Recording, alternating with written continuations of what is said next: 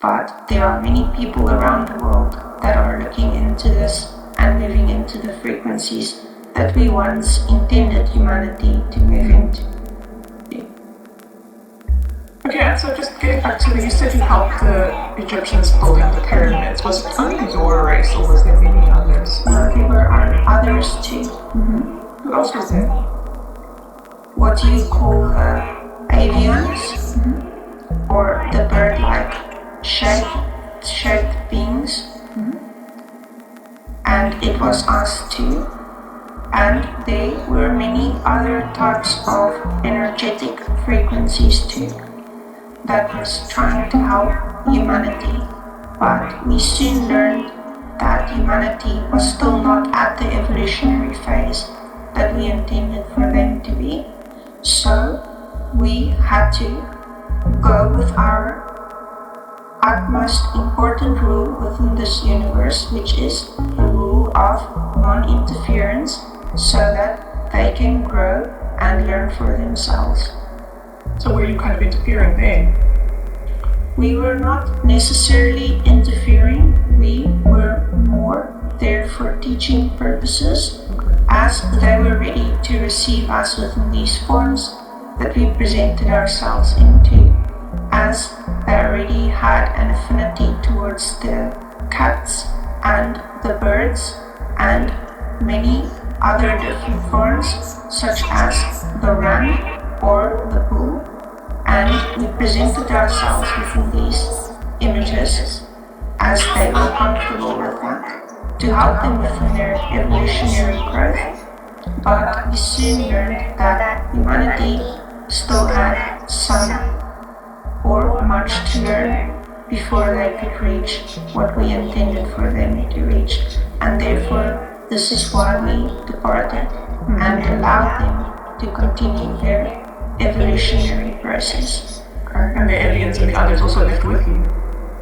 We left at various stages, but it was all within a period of time where we noticed that they were going towards the opposite polarity of our frequencies. And was there any other time in Earth's history that you physically manifested like that, or was that kind of the first time? Yes, we have manifested like this at other times, but it was a long time before the Egyptian era.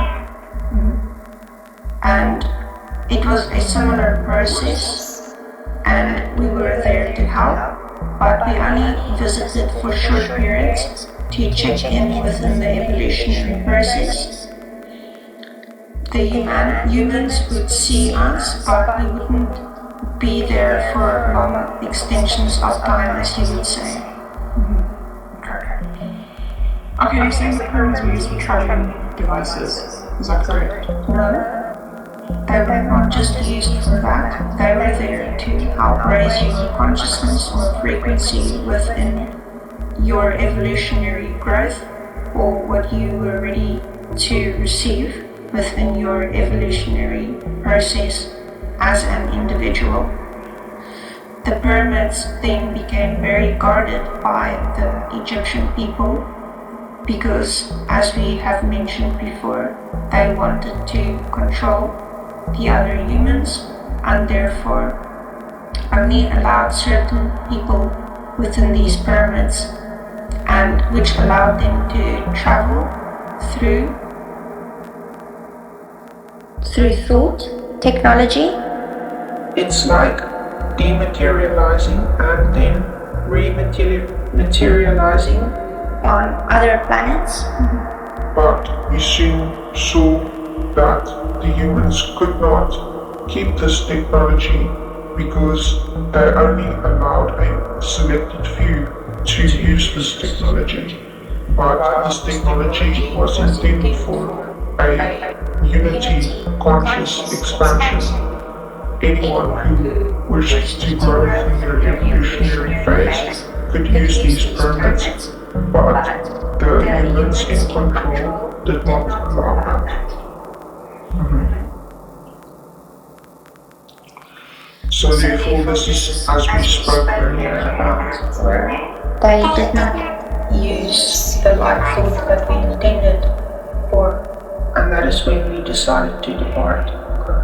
And do the pyramids still have that power today? The pyramids is sort of in a stasis-like phase. They can be reactivated, but it will take a lot of power. It will take a human with a lot of evolutionary progress to allow it to reactivate and be used as it was intended to be used. So they're kind of dormant, they're sleeping. Yes. Okay. So one could not be able to travel those portals unless someone had to activate them. You would have to match your frequency to the intended frequency to be able to do that.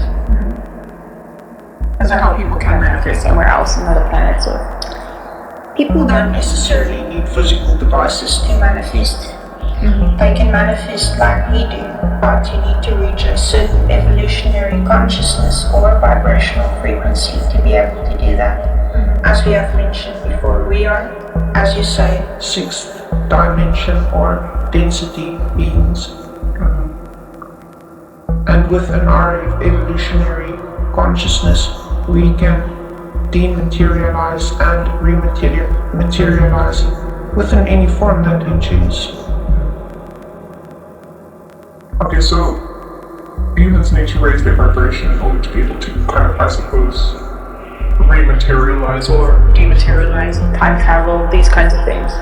Yes. Is that the only way that can be done? I suppose you can have physical crafts, but it's not necessary, right? Yes, they can be physical crafts, but as you would say, or this vessel would say, the aim of the game is to get your consciousness at that frequency. Physical craft